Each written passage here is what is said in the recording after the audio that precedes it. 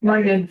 Bueno, muy buenas tardes a todas y a todos. Muchas gracias por acompañarnos en esta conferencia magistral del doctor Mario Secareccia. No sé si lo pronuncié bien. Okay. Fine. Sorry. It's been a lot worse than that. Okay. Por acompañarnos en esta conferencia, le agradecemos mucho su presencia aquí. Bueno, la conferencia del día de hoy es acerca de los retos de enseñar de manera plural a los estudiantes de economía y la experiencia personal del profesor y por supuesto también la experiencia académica de la enseñanza de la economía. Es además un placer recibir en esta facultad a la doctora Alicia Girón, investigadora emérita del Instituto de Investigaciones Económicas, profesora también de nuestra facultad y también es la directora del programa de estudios de Asia, África y Oceanía de la Universidad Nacional Autónoma de México. Por supuesto, una profesora muy querida, muy respetada y a quien le agradecemos mucho también siempre esta colaboración con la facultad. Nos parece que es muy importante en esto, pues en los momentos en los que estamos viviendo, que las diferentes áreas de nuestra facultad podamos colaborar y tener también un diálogo y actividades en conjunto, porque eso enriquece nuestra labor universitaria. Así que muchísimas gracias, Alicia, por tu iniciativa, siempre por estar con nosotros y pues nos da mucho gusto que estés aquí. Y por supuesto también al doctor César Duarte, profesor de nuestra facultad, también colega del Instituto de Investigaciones Económicas y César, bueno, pues con quien tenemos mucha colaboración también y a quien nos da muchísimo gusto recibirlo en esta tarde. Pero por supuesto que la mención especial es para el profesor, para el doctor Mario, que en esta ocasión, a propósito de una visita académica que tiene con actividades en el Instituto de Investigaciones Económicas, pero que también se ha tomado el tiempo para venir a nuestra facultad para conversar con nosotros. Y bueno, a quienes nos están siguiendo en línea, pues agradecerles que estén esta tarde acompañándonos, porque además esta es una ocasión muy pertinente para plantear desde la facultad los retos que tenemos en cuanto a la enseñanza de la propia economía, y nos parece que esto también se vincula no solo con nuestro quehacer cotidiano, sino cuando pensamos en una perspectiva más amplia de la actualización de nuestro propio plan de estudios, ¿no? Es decir, son cuestiones que están de manera transversal planteándose en las distintas áreas y nos parece por eso que esta presentación es fundamental y seguramente la vamos a estar, bueno, quienes estamos aquí en este momento participando en la discusión, pero para quienes puedan revisarla, que va a quedar ahí en las redes de nuestra facultad para poder ver esta presentación con tiempo. El profesor Secareccia. Cha.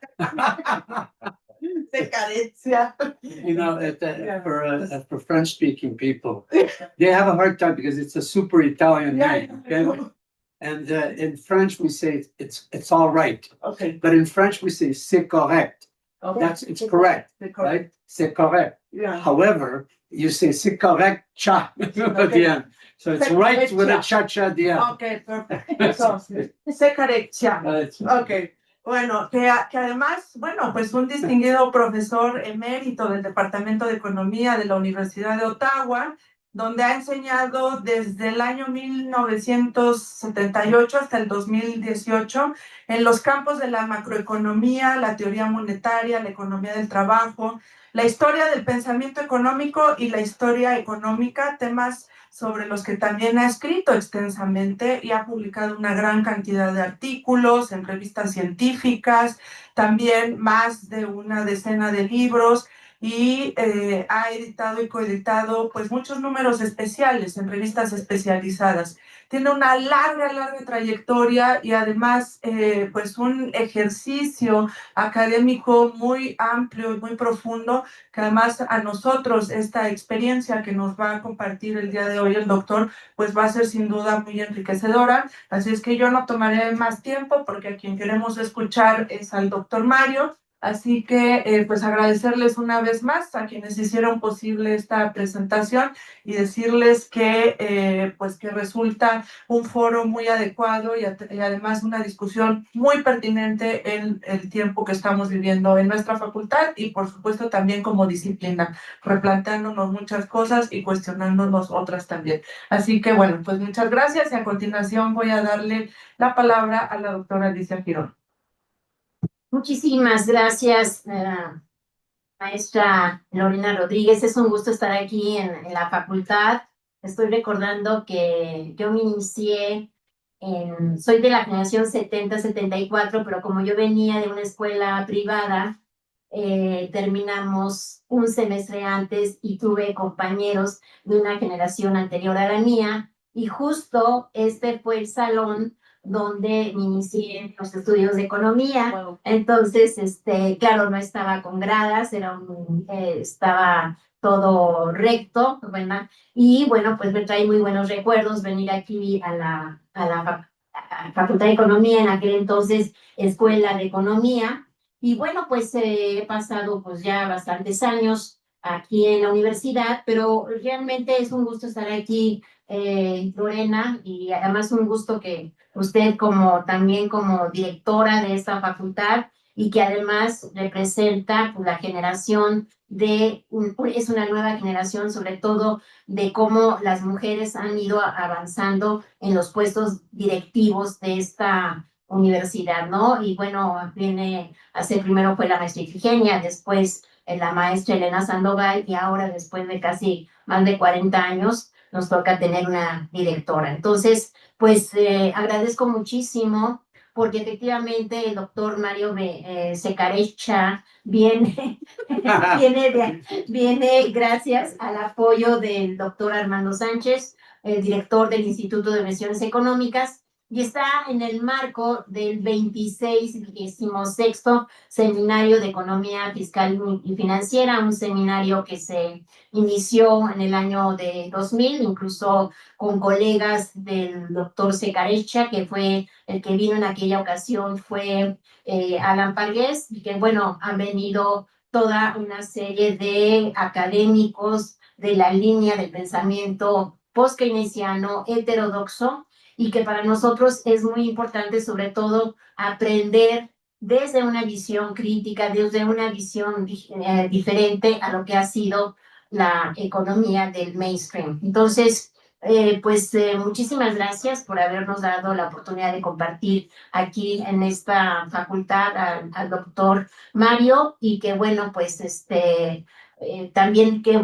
pues agradezco a Mario que haya aceptado dar esta conferencia, y lo más significativo es que esto efectivamente quede en redes y lo podemos seguir viendo no solamente en nuestras clases con los alumnos. Bueno, yo estoy en la clase de Estructura Económica Mundial Actual, la cual ya creo que ya debo de irme retirando poco a poco, pero no me deja la directora.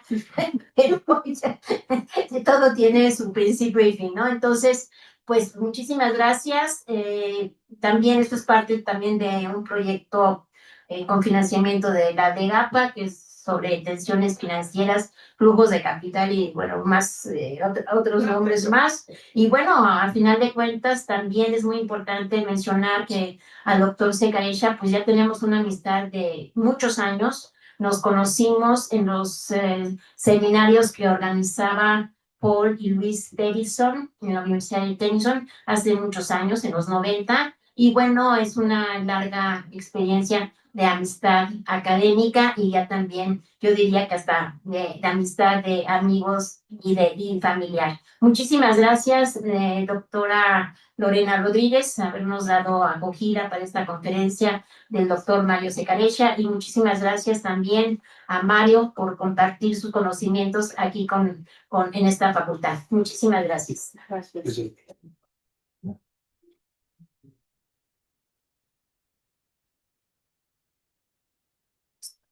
Bueno, buenas tardes a todas y a todos. Nada más reiterar el agradecimiento a la maestra Lorena digamos, por todas las gestiones, por estar, que Mario de la conferencia acá. Y digamos, para nosotros era muy importante, creo, Alicia, que Mario estuviera aquí porque, aunque tenemos la inscripción al instituto, pues esta ha sido siempre nuestra casa, ¿no? Los dos nos formamos aquí, damos clase aquí, ¿no? Y nos sentimos como parte de aquí. Entonces siempre, cada vez que ocurre uno de estos eventos, para nosotros es muy importante que la facultad esté involucrada, ¿no? Y sobre todo por lo que mencionaba Lorena, particularmente para el caso del tema del que va a hablar Mario, ¿no? Porque estamos en momentos, digamos, de discusión y ver hacia dónde se dirige o se redirige la facultad y tal, y creo que el tema que nos va a platicar Mario es muy importante para nosotros y justamente nos va a abrir muchos debates, muchas preguntas y a lo mejor nos puede dar algunas ideas de hacia dónde podemos eh, llevar esto con el afán de, que creo que es el objetivo que tenemos todas y todos, ¿no? De hacer que la facultad siga siendo lo que ha sido siempre y si se puede un poquito más, mejor. No, muchas gracias.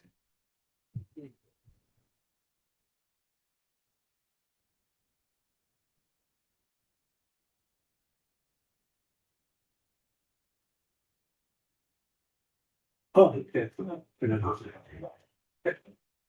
Do I need to, or do they have it? Oh. Sí.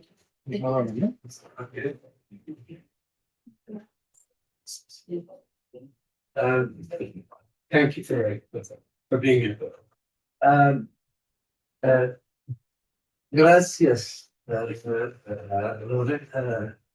compañera professor Lorena Rodriguez, and also Alicia Rion, that I've known for a very long time, although not you, but I'm saying that I've been around here. I've come here over the last 15 years, a good number of occasions, actually, probably, maybe half a dozen or something close to that. I can't remember right now, but certainly I've come here a few times, including giving a talk literally probably in the same room. I can't remember, So yeah, in a sense, it's a familiar ground. And it's a pleasure to be here. Really, it's a great pleasure.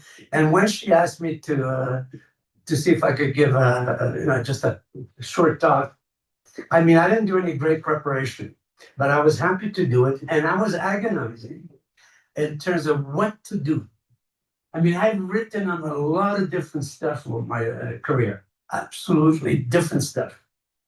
However, okay, one of the areas which has been a passion for me, not only on the teaching side, but also on the research side, has been dealing with how we communicate economics in a sense. The actual struggle in having to teach students. And I hope very much that I would be meeting more students here than there are, but that's fine. But the point being here that I wanted to do it not only for colleagues, because that's where I think the essential about learning how to teach or not to teach or whatever, or what to teach is there, but also having an opportunity for students to be able to pose that question themselves about what they learn, okay? And what is given to them to read and study. Because it's there that ultimately you see people are going to go through all their career path, become important figures, policymakers, and so on. And if you use the wrong theories or the wrong models of the world, or models that completely distort the world and are not conscious of the differences, then you will become a bad policymaker as well, in that sense. So it is in that regard that I wanted to take this opportunity to, really, I think, indicate on the one hand my own personal experience in the teaching side and the work that I have done, but also pose the big question as to what is the nature of teaching in a university. Now, let me see if I could, or is it, oh, okay. Now, if you could see there, I jotted down some points. And the first, of course, is that I want to ask a question about what students think about university teaching. Okay? you would think that if you go back to the origins of the university, it is, first of all, it ought to be trying to understand not only the world around us, but also to, in a sense, enlighten people about that world, but also listen and understand what others enlightened people think about any important topic or any concepts and ways of studying a reality. So university, by its nature, ought to be a pluralistic environment. It shouldn't be, as I said, there a Sunday school, okay, where you go and learn the catechism. Okay? So it's where you debate and where you pose questions and demand answers as well. Okay? Not just merely memorize or learn and repeat, which is what we do when we go to catechism. I mean, I still don't understand, all the mysteries of the Holy Trinity. I mean, as a Catholic, I grew up, and I'm just saying, we merely accept these things, which is fine, but surely that is not what a university should be. And economics, in terms of its profession, should not be a bunch of priests who are going to merely repeat the same, think of it, the same litany, let's call it, that they recite. Okay? Yet, if you look at how it is taught, often, I'm not going to say here because we've had a lot of colleagues over the years that I've known who pose the same questions, but generally, okay, especially in the north of Mexico, North American context, okay, what you find is that what it is done mostly in the economics, starting with the first year, okay, is doing a Sunday school exercise. Okay? In what sense? I'll give you one example. One of the most, what let's call used textbooks, principles textbooks by Greg Mankiw, who became a multimillionaire or billionaire, whatever it is, okay, by selling some of that nonsense of Google, okay, selling that. And if you start, I'm not going to go through this book. I mean, I'm not even going to dare you mention it. But I'd like to take what he starts off with. It's almost, as I say, it's like Moses with the 10 Commandments. Okay? He says that there are 10 basic principles of economics. Okay? As I said, almost like in the style of Sunday school. Okay? We must repeat them. And we learn them because we are, I would say, brainwashed in reality, meaning that you have through repetition. We are going to, at some point, it's like, dare I say, Donald Trump, he'll say, like, for instance, he's accused Canada of sending off all this fentanyl, which is complete nonsense. There's nothing. But he keeps repeating it, and people start to believe it.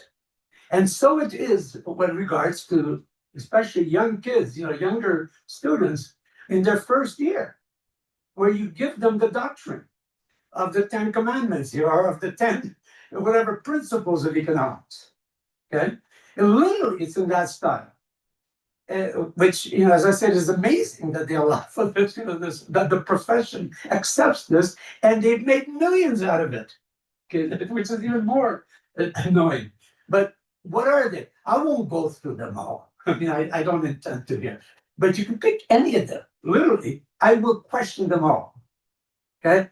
I mean, starting from the first one about, trade-offs. They got the production possibility curve or whatever they present there with, all these trade-offs, which, again, it must assume that we're on a full employment world to be able to even talk about it. The whole notion of scarcity. Many of you perhaps will be familiar with the definition of scarcity by Lionel Robbins. In 1932, he wrote a book where in it he's defined what is economics. And economics is about scarcity. He says, what is it? It's about scarce means without, for make use of alternative uses rather. I can't remember the exact statement there, but something to that effect, which is about the trade-off. Okay, and yet it was in the midst, right in the depth of the Great Depression, when in fact labor was the last thing to be scarce. There was so much, it was scarcity because they were not being fully used. You're not at the production possibility curve. Yet all you tell the students is that you are on it. and that's the first principle he starts off with. Okay? Which clearly is unbelievable, I would say, because it flies in the face of reality at so many levels. Okay? And you could see any of them. I mean, I was teaching this afternoon. I was going through because we're doing central banking there, monetary. I mean, it says what is in fact the monetarist theory. This is number 9 there. When the government prints too much money, prices rise. It's like the helicopter money, example of Friedman, let's say. Okay? Which had been totally discredited since the Volcker shock of 1980, 81. And yet we have it in the textbook today. I mean, it's astonishing how we are promoting nonsense, basically, that it pretends to be scientific. And there's absolutely no way what he says is reality. First, governments don't print money. That's a complete ridiculous thing. That's not the way it works. Money is created primarily within the private sector, the banking sector, okay?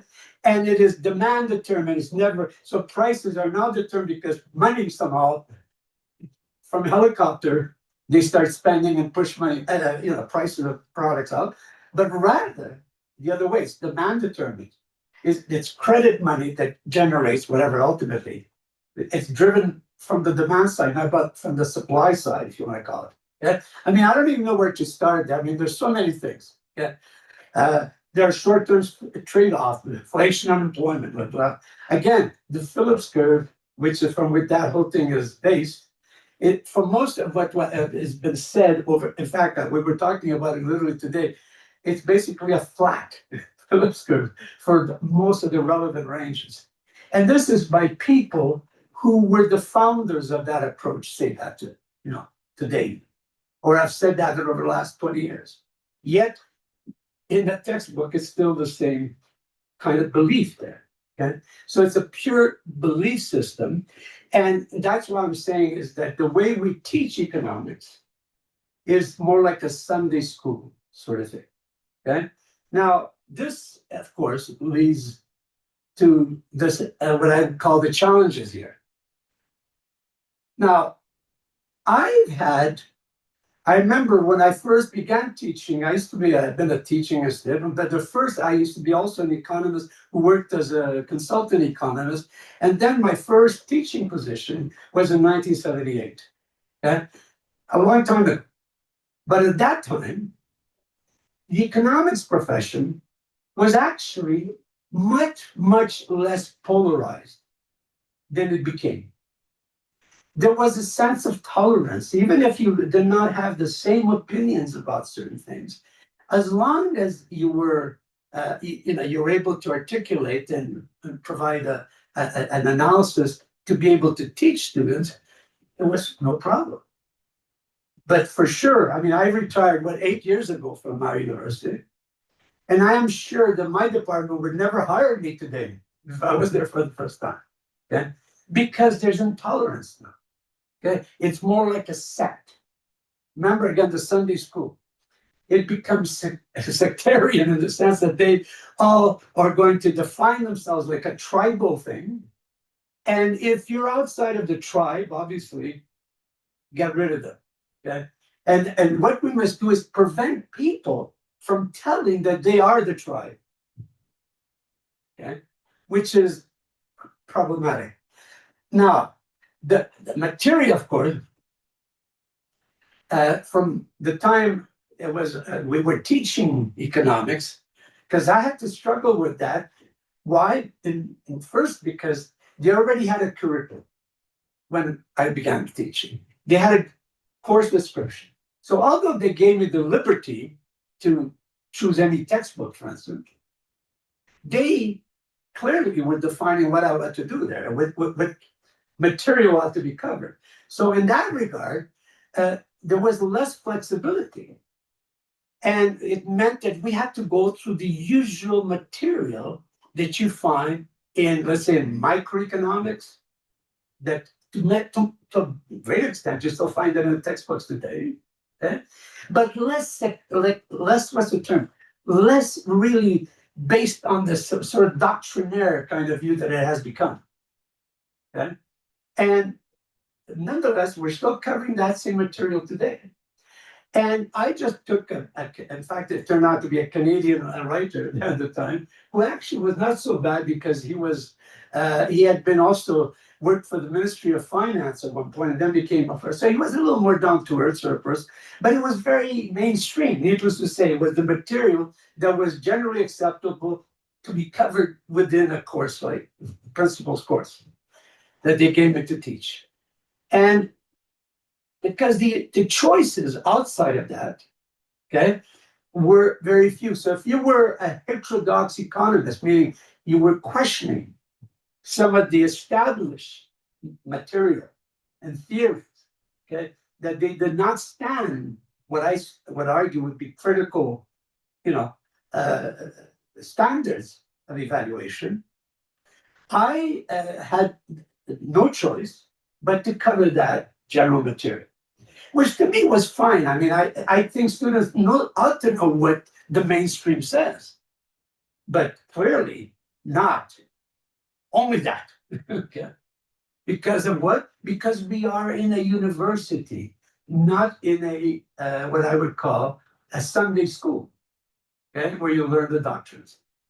And also because the books available that were around at that time in the 1970s, there were only two books that were outside of the mainstream, only two. And it turned out that my colleagues, one who was a Marxist economist, the other was a neo-Ricardian economist, were using. But I didn't like it. First of all, I was asked to follow the curriculum. So I wouldn't dare, it was the first time I was teaching. So I didn't have the audacity to choose any of the others. And the only two that were there, if you look, there was, of course, the one by Joan Robinson and John Eatwell, that was, I think, first published, the first edition was in 1973, called An Introduction to Modern Economics. There was also another one done by Hunt and Sherman, that actually, I think it's still around by Sherman alone because Hunt passed away. And it was called then Economics, An Introduction to Traditional and Radical Views. Okay? These were the only two actually who were outside of the mainstream. But in some ways, they were too outside of the mainstream in many ways. I won't even try to go through it. And also, they weren't great books. I remember my colleague who used the Robinson and Eatwell book.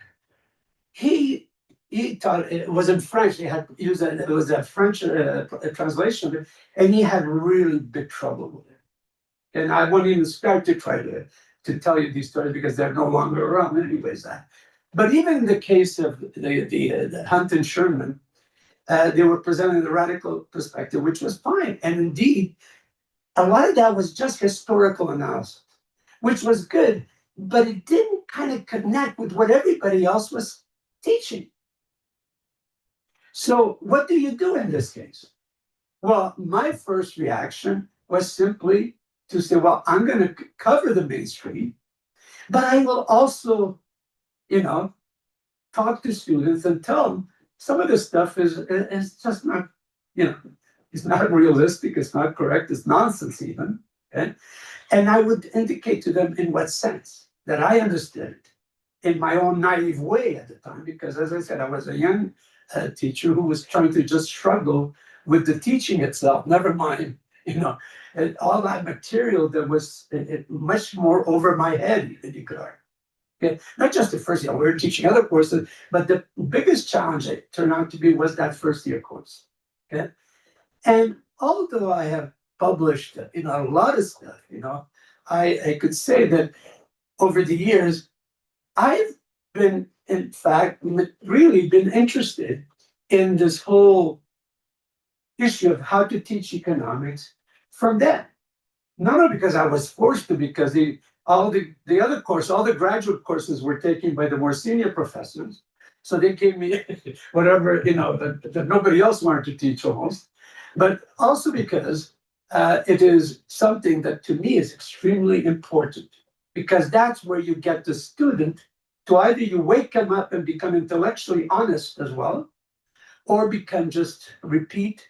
And like Joan Robinson, there's a famous quote from her when she talked about the aggregate production function. She said, of course, it doesn't exist. There's no such a thing, okay, as an aggregate production function. Where you have Q as a function of K and L or something, okay?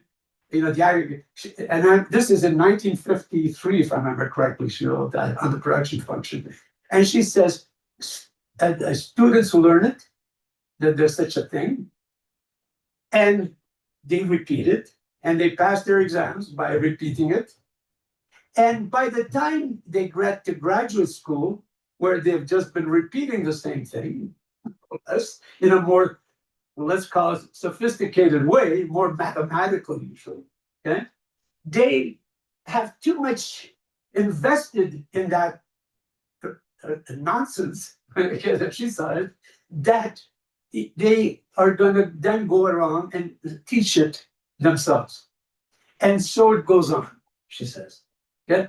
And to some extent, this is why it becomes so important that to teach economics, it has to start at the first year level almost, at the undergraduate level. Because by the time you get to graduate school, you've already been sort of absorbed and you've invested too much effort and time to try to question it. And most do not question it anymore in graduate school. It's a bit ironic, okay? Now, my heterodox colleagues and I opted originally to avoid teaching mainstream theory courses in micro and macro altogether. Once we were able to be senior enough to be able to choose better, we said, we're not going to teach mainstream economics, even if it is, we're allowed then to be able to modify it and say it in a certain way. So we, in a sense, our initial, let's call it response after remember when I was first, so for a few years I taught the introductory and so on. But as soon as I could get out of it, I did. And I remember that with my other colleague who came a year later, 1979, my colleague Marc Lavoie, that perhaps some of you might know, another post-Keynesian economist at the time, he and I started to invest time and try to create courses that would be specialty courses. Let's say in post-Keynesian economics, for instance, or they had my colleague in Marxian economics. So the pluralism came not from the introductory one, which was Sunday school, more or less, because all the others who left to teach it, and often they were part-timers because the full-timers, they obviously were more, they felt that they had better things to do, okay? Which is wrong, by the way, but I'm just saying this is the way it was. And so we created a whole bunch of new courses, okay? And they were fine, they were popular in their own right.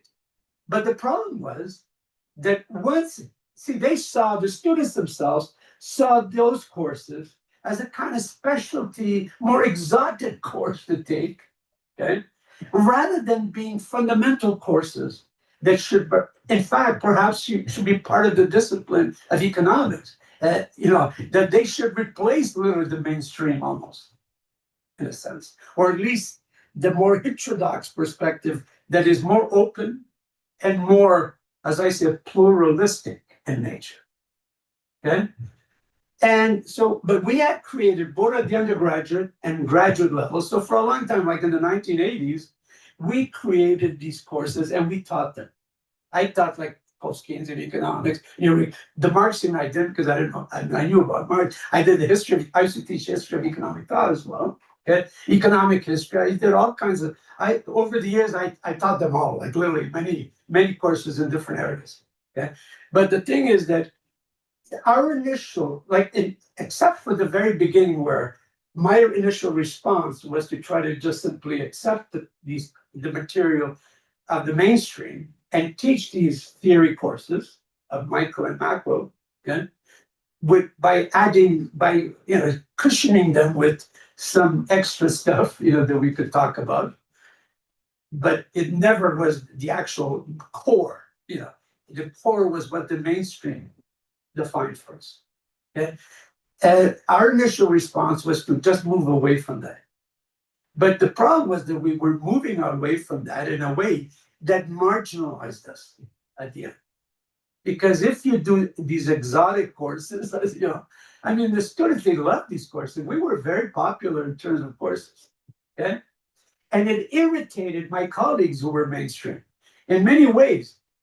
Not only because we were more popular, the students liked to hear about that, but also because every time in the other courses, they mentioned our name. I said, well, yes, but Professor, whatever, well, or anybody else at the time. But they said something else, And the reason why it irritated the mainstream is not just because we were around, but because there was not only credibility on the eyes of the students, but because it forced them to try to make some sense because they had to respond to what the students would question in their courses. Okay? So you could see how it provoked and created a lot of conflict, okay, at the time. And especially during the 1980s and later, when the profession itself, with the new classical school, that it became so polarized, okay, that it was tribal in the sense that people there were different clans, and if you're not in the clan, then you're. So as long as we were around, they had to recognize that there are differences. But now, no, because we're out of this. But at the time, we were, at least because of our presence, forced them to say, well, yes, there are other, but we don't know anything about it because they had no idea what to say often. Okay? I mean, what has been the reality, as you know? And this, by the way, is the same when it comes to domination. It's like right now you're listening to me in English. But I should do it in Spanish if to be correct in a way, right? Because I'm in your country. Unfortunately, I'm not so fluent. I understand a bit of Spanish, but honestly, I have 3 other languages. So, However, and that is the key here, which is that if you look at the United States, especially, it imposes its culture and demands to be spoken to in English anywhere in the world. Okay. And to some extent, that's exactly the same kind of attitude that we saw with the mainstream. Okay? So the mainstream teaches all this material, which, as I said, some of that is completely fanciful. But they do not have to care or know about what the others are doing that are not in that tradition. So it's a little bit, again, like Sunday school, as we were saying. If you teach the Catholic, let's say in the case of Mexico, it's mostly Catholic, okay, or whatever, I don't care, okay? Muslim or anything, okay? When you teach that, you talk about that. They don't talk about the other religions normally. You teach all the doctrines pertaining to that. And it's the same thing. It's like a sect that dominates, and it becomes tribal at so many levels. I cannot even start to talk about some of them. Okay? Especially when it comes to recruitment, hiring new professors. And what basically it is for this reason that by the time we got to the 21st century, okay, we were really unhappy with what had happened because we had succeeded in generating some really interesting courses, and good material. Like, for instance, my colleague Marc Lavoie, his book on post-Keynesian economics is absolutely well-read internationally, very much so, okay? And very popular. But it was marginalized within the department. Okay? We totally were marginalized. And so by the time we got to the beginning of the 21st century, we were ready for a change, as I said, in the way in which we would try to approach again economics. Yeah. And because as, what can I say, very honest and conscientious teachers who believed in pluralism, we thought there should be some way of being able to get it at the level of the first year, even first, second year, and so on, at the undergraduate level. And this is where our original strategy, okay, changed in favor of trying to see how we could build up teaching material at the level of first year courses that anybody could use in some way. Okay? Which is a big challenge, I could tell you right now. And this meant teaching, once again, for us, undergraduate courses that I had never, at some point we just got to do our own thing. And we were fine. I mean, there was no problem. But except for the fact that we were not reaching the core of the students of our department. And especially at the introductory level. So what did we do?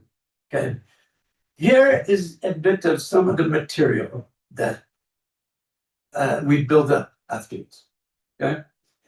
And in fact, well, I'll start with, we were approached by Nelson, in this case, education, to see if we would want to do a Canadian edition of the two microeconomic and macroeconomic books at the time by Baumol and Blinder in the US.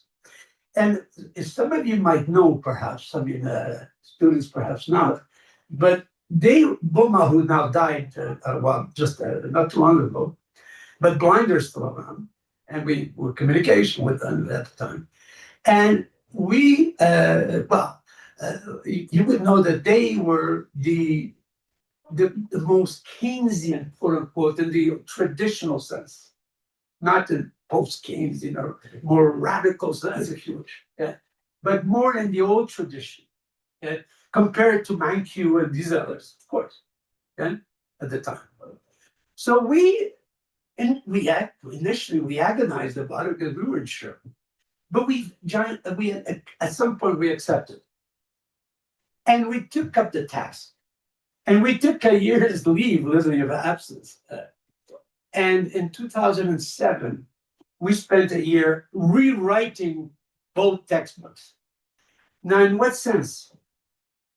We still kept the basics. Actually, initially we started by literally remodeling. I mean, you said, you're giving us the free range? Well, we'll do it.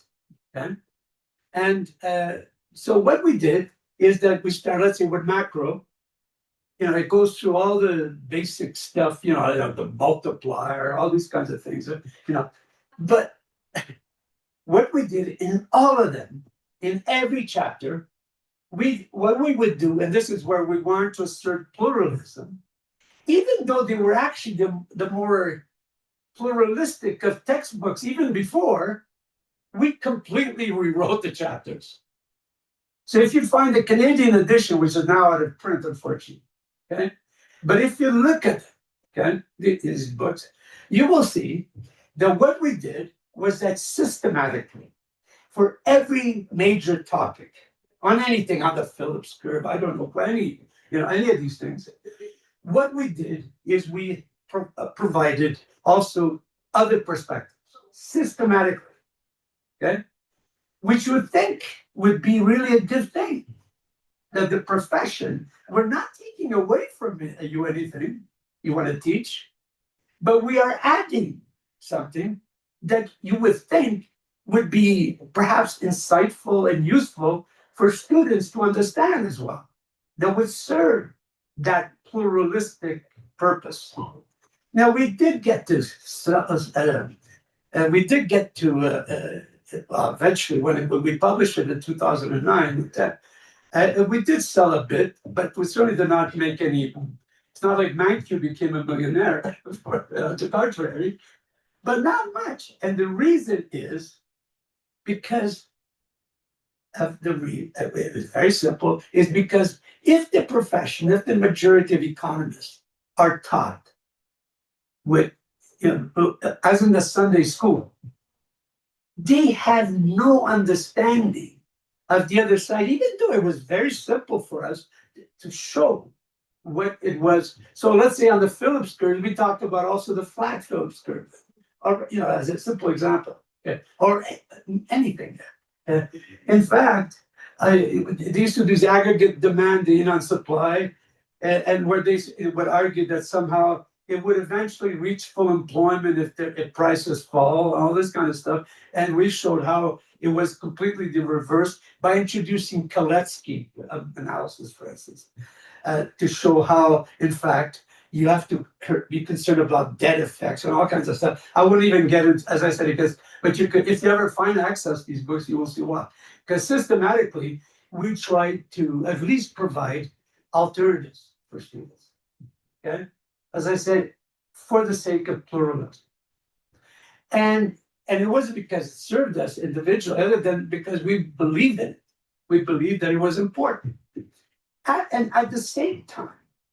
With a former student, actually, in the case of Hassan Bougrin there, a former PhD student, we did also the micro and macro books of readings, where we invited the mainstream writers to write about, let's say, any of the topics, whether it was in micro or macro, okay? And also the alternative, which was the non-mainstream, okay?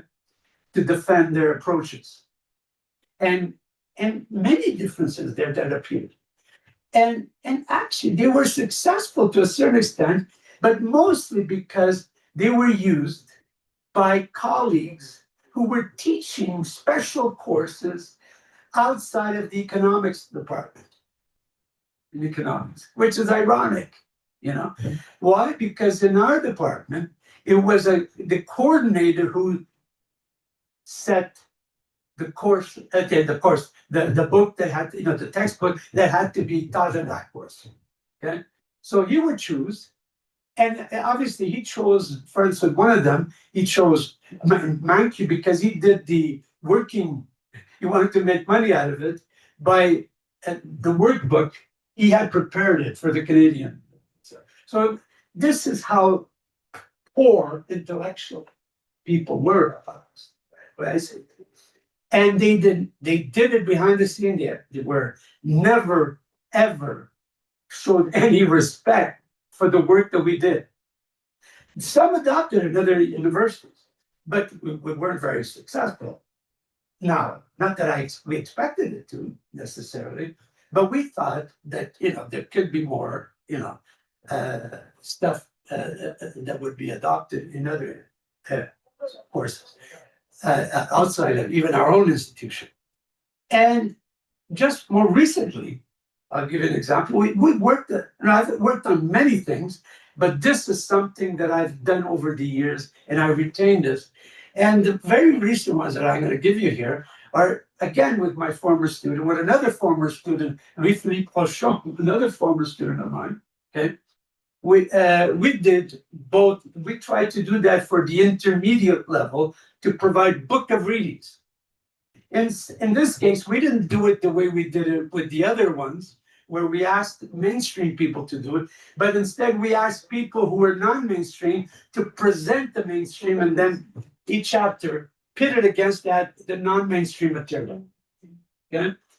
And the first one that came out just last year, 2025, is the intermediate macro one. Okay, but again, it's trying to present it by providing the competing perspectives on the major themes that one would judge to be of relevance in those courses in macroeconomics. And this year there's going to be also the micro one. So I'm not trying to promote these to sell them to you, but merely to explain to you that from the beginning, there was a commitment in favor of pluralistic approach to economics. And the reason having to do with the fact that we wanted it to be a university education, not a kind of Sunday school education. Okay, so I'll leave it at that.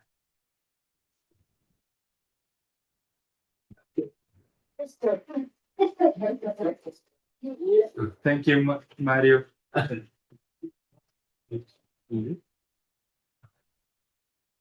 Thank you, Mario. Gracias.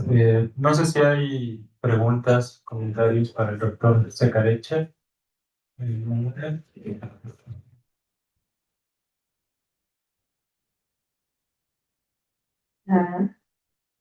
Thank you, Professor Secarecha, once again. And I have two questions.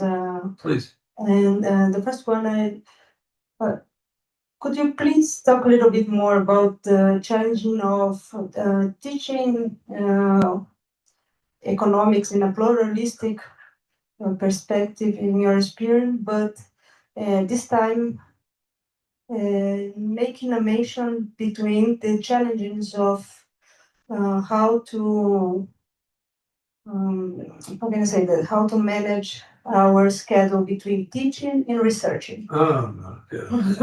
I'm sorry. That's a $1 million question.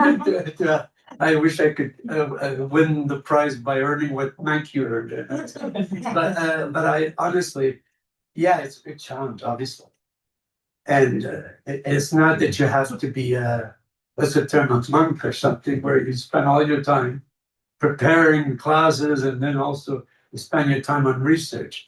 In fact, especially for the first years when I started teaching, because the only experience I had before starting in 1978 was I used to do it. I was for a number of years. I'd been a teaching assistant at the graduate level, but also the only other experience I ever had was a real life experience, and that one was during from 1975 to 77, where I was asked if I wanted to work for a trade union, the railway unions in Canada.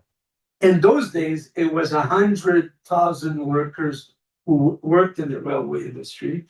And that year, they all came, it was the first time, they all came together, 17 unions, to negotiate industry-wide kind of bargaining. And I was just behind the chief negotiator at many of their meetings. And I had to write reports.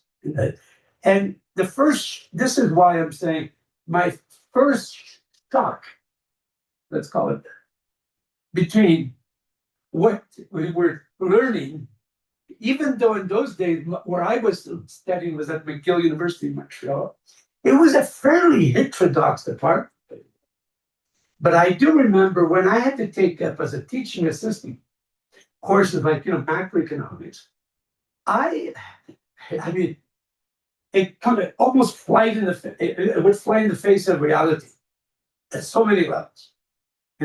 I wouldn't even go through what was going on, so if you talk about, let's say, the Phillips curve, again, just to give a silly example here, and then you look at how they were actually setting wages, it had nothing to do with that. Okay, nothing. So that's where you're asking yourself the question, what is it that we could provide in terms of insights to reality rather than just repeat theories? So that means that there's a lot more work involved if you want to teach and provide a more realistic, I call it, understanding of the world, of the society we live in, the economy we live in. It's a big struggle in terms of time and effort. So knowing that, and also knowing that we had to do research and publish. I mean, to get tenure, I got tenure after 5 years, but it was a struggle because, on the one hand, you have to prepare courses. And as I said, the added thing of trying to make it more than just repeat, it would be easy. For me, it was easy to teach a course like statistics because you just have these formulas and go through them, In the case of teaching these kind of courses, like theory courses, that's where the challenge of making it more realistic was. I mean, You cannot make more realistic the standard deviation or something, in statistics. But you could make more realistic an understanding of like of inflation or wage determination or anything. Yeah. And that was a big problem. Very stressful, a lot of work. And I know that everybody, especially those who are outside of the mainstream, find the challenge. But you know what? We did it. And in fact, not only did we get tenure and we promoted to, all the, in fact, many of the ones who were challenging us, then some of them never even were promoted outside of the assistant professorship level. They didn't do research. I don't know what they did. They took early retirement, some of them, literally. Okay? But you know what? Mark and I in particular, there were about, 25, 30 colleagues in my department then. We published more articles and books and whatever, Mark and I together, than the rest of the department combined at one point. Now, how did we do that? Obviously, we worked very hard, but also we were driven and motivated. Now, without giving up, we still had families, we still had, we had 3 children. I'm just saying that it was a real challenge, obviously. But you know what? It was with the support of our companions, but also with that kind of drive. Okay, we did that, and I know it's very difficult, and I could only sympathize. I know that, but it's true that. And anything that if we want to change the world, as they say, you have to do the effort and struggle. Okay? And we didn't do it, obviously. We didn't change the world. I mean, it sounds ridiculous, what we're saying here. But it is true that we were trying to make a difference. Okay? And that is something that I have absolutely no regrets. Yeah? But I have written a lot of stuff in many areas. In fact, just to give you an example, like the micro one that is coming out this year, I wrote a paper with Louis-Philippe Notion. And it's on something that I've been working on since the 1980s. And in fact, Alicia unfortunately left here, and Danielle is not here. But they approached me because there is all this debate over guaranteed income, okay? The issue of guaranteed income. And I remember that the first time that I got interested in that was because I was invited by some anti-poverty group to speak at the university on this issue. And my reaction at the time was to say, let me think. I mean, I'm absolutely for guaranteed income as a basic principle. But then you ask yourself, who were the people who were pushing that morning? And I read Milton Friedman, George Stigler, Frederick von Hayek, who were in support of a guaranteed income. And my response at the time was to say, I don't think I have a problem with this. There must be something wrong. Get it? If it's Milton Friedman who's pushed, remember in his 1962 book, at the time. And and I right away, I was driven by that. And first of all, I criticized the way in which they were framing this. That in those days, it was the negative income tax, and it's a very simple idea. In fact, too simplistic in some ways. Yeah. And so my reaction was to say, is there something wrong with this? Or am I thinking, this is a good thing? And my reaction was to say it's a good thing. There are aspects of it, but there's something missing, what I would call the Achilles heel missing in the mainstream view of that. And it came from my reading when I was an undergraduate. I had read Karl Polanyi's The Great Transformation. And Karl Polanyi talked about what was something akin to a guaranteed income in the late 18th and early 19th century in Britain. And he argued at the time And he was referring to certain sources of people, even David Ricardo, people who were writing in the early 19th century, that what it was doing by this introduction was actually to depreciate, to deflate market wages. And ever since then, I've been trying to argue why, if you look at the microeconomic analysis of it, first thing is that all the microanalysis of it assumes full employment. Yeah, as an example. It has all the hedonistic kind of views about individuals who are trying to maximize utility and all this sort of stuff. Okay? But more importantly, they assume already full employment. Now, why is that a problem? Well, because, you know, in a world where there's mass unemployment or where there's high unemployment, which is the case in most societies, in fact, yeah, whether it's disguised unemployment, like in the developing world kind of thing, or even just regular unemployed, yeah, as we have, there is going to be that pressure on the employed worker to accept a reduction in their market wage, as long as there's a compensating effect coming from the guaranteed income. Now, this is a micro-analysis we did of that in terms of the incentive effects that it creates. But those are not the incentive effects that you find in the mainstream. Okay? But it's still, so we have in that chapter, the chapter 10 or 11 of that book, we have this one on just that issue. Yeah, as an example. And you know what?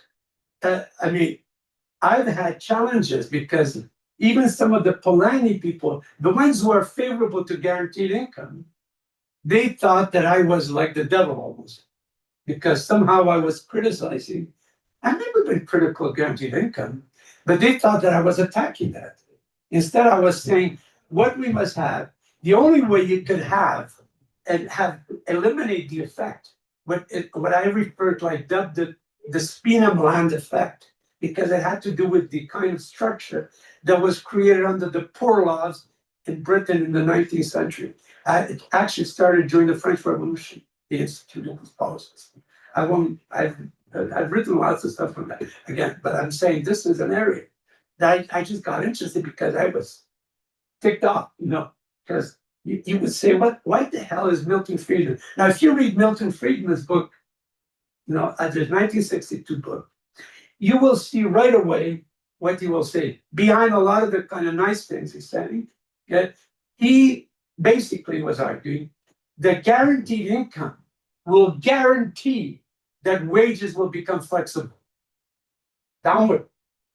So if you have unemployment, it generates problems of downward market wages, even though it subsidizes the wage of these workers, but it does so by subsidizing these low-wage industries or sectors or firms. Yeah. So here's a simple example of where we were trying to tackle that challenge. Okay? But in all these areas, we attempted to do that. And we felt in all of these cases, it was worth it to open up intellectually these aspects that you'll never hear about. And by very good people. I mean, these were all good intentions. You know, the anti-poverty groups and all that, they're all very good intentions. But there are things that they didn't see, or they don't see. And that's why, as I said, we were, you know, driven by those commitments to see more clarity and to seek more clarity. But it's true, it's a challenge. And it's not because you want to be a missionary and, you know, it's not that at all. I mean, it's not like we're missionaries with new religion to sell. No, but merely we want students to think for themselves and see how you could reason things differently and get insights that could lead to questions that you would never have questioned before you have read that piece. Okay? And that's the case for many, many areas. But we did it in the context of trying to get, because we accepted the mainstream divisions, basically. Okay? Let's say micro and macro, whatever, and tackled it at that level. and try to provide alternatives. And we thought that would be the only way, okay, that we could get across for students. Not rewrite the whole thing, which never went anywhere. As I said, Robinson and Eatwell didn't go very far. It was never a popular book at all. Or whatever. These did not make it. So what other way is there? Now, we didn't make it either, exactly. I'm not saying that we revolutionized things, but we tried to provide something that was not there before. It was value added. That ultimately, the teacher, whoever's going to be teaching the course, could either choose to talk about or maybe ignore. But at least you know it's there. And the student could see that it's there if they make an effort to read it. Yeah. So I don't know if I really answered your question, because I don't think I have a simple answer, but it's true to balance, time and effort, given the limited time we have.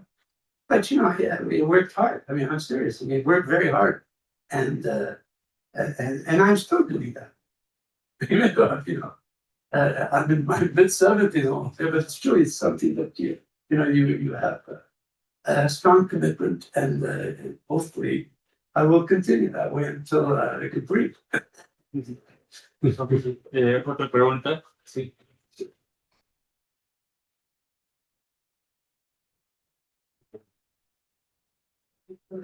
My English to start with.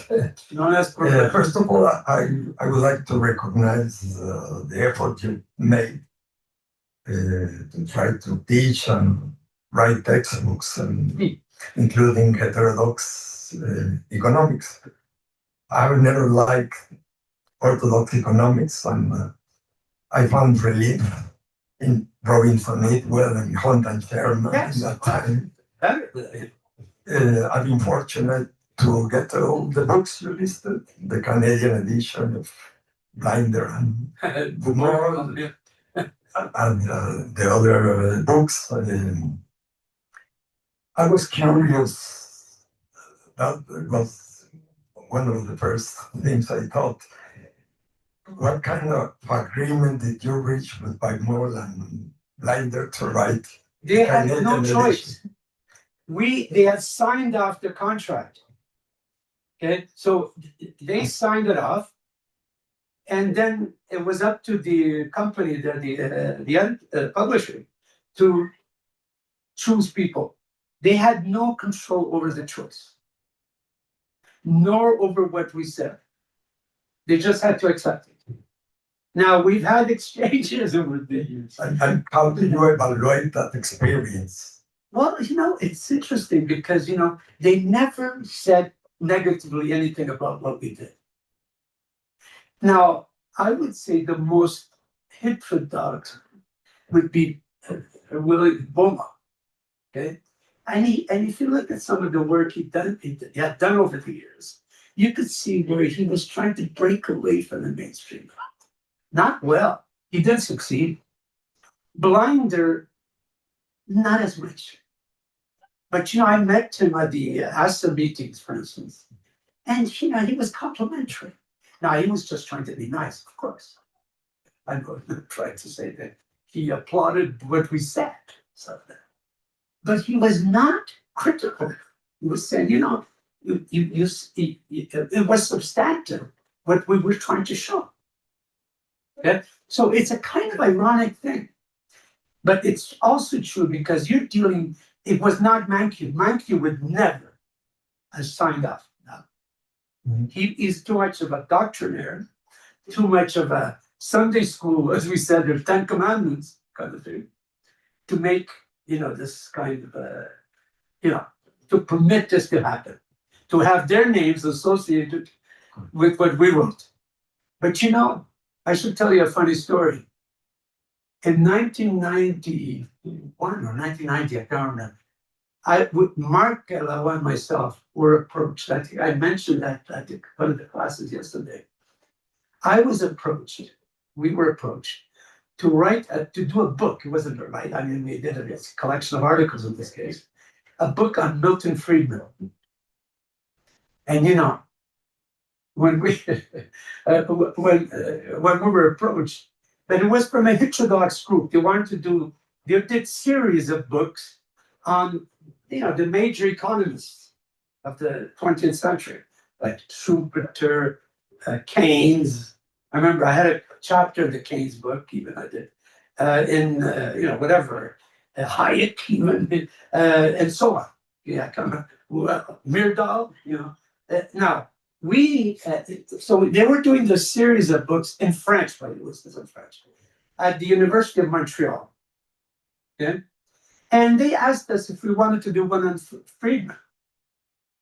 Now, I wasn't particularly excited, but I knew I had read practically all his works. You read your enemy stuff, in a sense. I was familiar going back to the 1950s. And you know what we did? We went ahead, we invited, contributors. Most of them were very non-mainstream, but needless to say, were critical. And guess what we did? I wrote to Milton Friedman. We wrote to Milton Friedman, who was then at the Hoover Institution. And we invited him to our conference that we organized in 1990, 91. Now, the book itself came out in 1993, okay? And we even approached him to come because they were willing to pay for it. But he decided, since it was in February, in Canada, it was in Montreal then, it was a bit too cold for him. But he was very polite, he wrote very, and we asked him to write a contribution. And he wrote an epilogue called a postface in French, we call it, a prefix. And we invited him, and he wrote a paper for us. And as I told yesterday, the chapter that he wrote is really very interesting.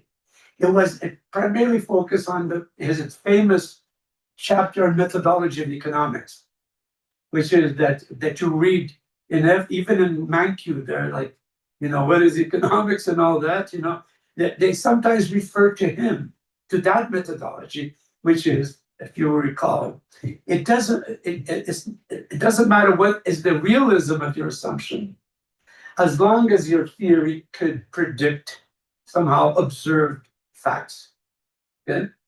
Which is a very peculiar view because it's not an explanation in the philosophical methodological sense to mimic reality, right?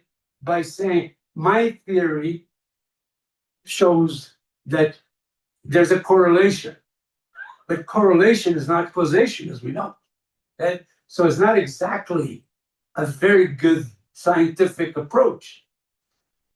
But he said that this is why I'm saying. So we had a chapter on that. We had a contribution that was very critical, by the way, of his. And even our own introduction, we kind of shut him down. We called about the Chicago boys and again and Chile and everything else. Really, he never read because it was in French. Okay, he thanked us. I sent him the book, but he never, he said he's never, but the irony, he obviously never read it yet. But the thing here is that he wrote his contribution, and you know what he said? He said, I do not understand why they wasted so much ink on that stupid essay on positive economics. Okay? So he was almost ridiculing the people who wasted their time talking about it. Okay? Just to say that, but we went ahead and did that. And you know what? I'm unfortunately it's in French, so it didn't have much wide distribution. But we did do these kind of exercises. And so we had no fear of the mainstream. I'm willing to debate anytime with the mainstream. And we feel very much in our shoes when we speak. Because you know what? We have a solid background. We try to understand. We understand. See, this is the difference. The non-mainstream people, generally speaking, must try to make sense of the mainstream. You cannot just ignore it. Okay? This is why, in part, I didn't like the way the Robinson and Meatwell or the Hunter Sherman, all these books did, because they almost completely ignored it. They just went their separate way. But you can't really do that when you have so much dominance. Okay? How to just let it, you're going to be marginalized totally, which you are. Okay? And you'll never succeed, which they did. honestly. I think she's gone since 1983. And who I met, by the way, Joan Robinson, I met her probably half a dozen times at least. Because when I was a graduate student, she would come to Montreal because her daughter lived in Ontario, Canada. So she would visit us all the time. And I attended her lectures. The first time was in 1970. And when her book came out on economic heresies. So it's people that I admired a great deal. But nonetheless, I never used their book. Because I didn't think it was the way to approach it. Not that I did dislike what she did, but it just put the student in a complete, because when they get to the second year, they're going to do all the mainstream thing. And they won't know what to do with it. That's the way I saw it at the time. Instead, what we did is from the first year, we approached it head on, and we understood what these people were saying and doing, and we tore it apart almost, by showing the alternatives. Not with arrogance, but with respect, but also with a sense of solidity in what we did. So I'm just saying, and it never had that, In fact, the last time I was invited to debate things was that, they had a in San Francisco in January 2016, if I remember well, at the ASA meeting. And there was a special one organized by joint one between the American Economic Association and the Union of Radical Political, the URPI, the Union of Radical and I was invited to speak at that. So there were the mainstream people, like Robert Gord and there's some, and there were, one was a Marxist, I'm trying to remember his name now, but we were all, the other one was that I knew pretty well, because he's near Canada, he's in Vermont. What's his name? He passed away recently. And he also did the textbooks, very, very mainstream. He'll come to me, but I'm just saying these were the people, and we had a debate, okay? And they promoted that debate. But it was very unusual to have that kind of debate because, as I said, the way economics is taught is that there cannot be, there's only one truth. As I said, it's like Sunday school. And if you don't understand it, it's a mystery. Like for instance, we say, well, people maximize utility or something like that. But then when you look at what they do, people, I'm not sure if Donald Trump is maximizing utility inside, because he's also shooting himself in the feet, the way I see it. Okay? Yeah, he's trying to cash in on crypto coins and all this kind of stuff. Okay, very corrupt. But it's not as if they maximize utility in any ridiculous way. So I'm just saying here is that people behave in all kinds of idiosyncratic ways. Okay? And one must try to explain why they do that. And the mainstream cannot say anything, cannot shed light on that. It's homo economicus, it's the single agent kind of, model, and so on and so forth. And this is where, unfortunately, we've been at since. But I've personally, as I said, I've tried to somehow enter that debate. Okay, and I did over the years. Okay, and it's the irony. In 2017, they gave a medal by the Senate of Canada, and I got a medal for that, for the 150th anniversary. And you know what they gave it for me for? For my heterodox views, promoting that, and for the service to the community that is led, because of the things I did. Okay, and that to me was just, the thing that, in a sense, made me so happy because by people who are really, they're a bit crazy there. This as well. Okay. Yet, there was this kind of, somehow they identified me as one of those that deserved that. Okay? And I've had that kind of experience over the years. Okay? In fact, one of the other one that I got, the Galbraith Prize. We have a John Kennedy Galbraith Prize in economics. And I got it in 2021 for, again, some of the stuff that I've done over the years, especially on this lobbying effort in changing the mandate of the Bank of Canada. Okay. Where we really pushed in a certain direction. And that was part of this kind of exercise. So we got involved on different levels, not just high theory stuff, because we did. I've written kind of stuff on various levels, but also in terms of the nitty gritty of teaching economics and doing stuff with the community that, as an economist, can possibly serve. And as I was saying, I taught for 18 years at trade union college, at a trade union college, Canada. Yeah. And the material that I would teach there, obviously, would be very different than what you would find in the intro kind of text. But I would ignore a lot of that and get to what was of interest to these people who would become union leaders, rank and file. And I did that for 18 years, from 1988 to 2006. I taught part-time, not full-time, because full-time was my other job. So I was doing all that as well, in addition to research. And, it's not easy, but we did it. What can I say? I mean, you're going to have to be I think if you're able to use your time efficiently and focused, one could do it. That's all I could say. Because if instead people get depressed, especially because or if it's an echo chamber almost, you just talk to the same people all of a sudden who you agree with, there's no stimulus at that level and no pressure to want to actually, move whatever you do further on, probably go further on that. But I think my experience has been that you could do it. I mean, I think in a sense, I'm an example of that. Or my colleague, Michael, or some of the others. Another colleague, the Marxist guy, he used to come to Yunnan too sometimes. His name was Michel Chosudowski.